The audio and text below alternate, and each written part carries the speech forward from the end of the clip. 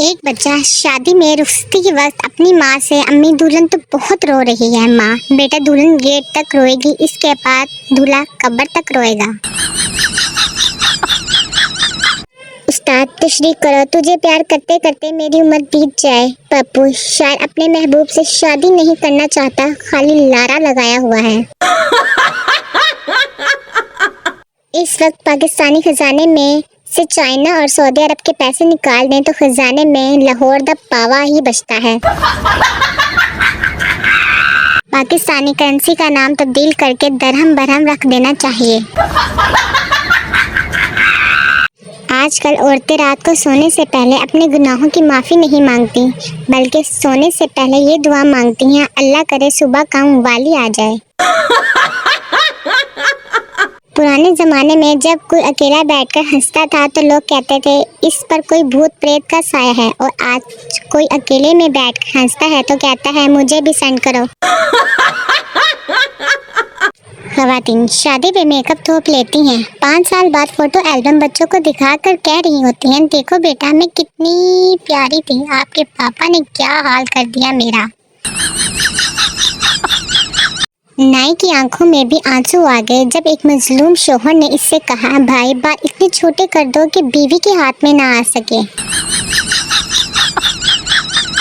बाबा जी ने राने को नसीहत करते हुए फरमाया, बेटा राना एक बात सारी जिंदगी ना भूलना।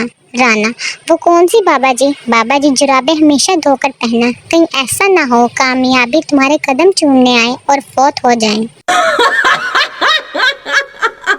नाश्ते के वक्त बीवी बोली, मैं तुहानू अंडा बना दिया।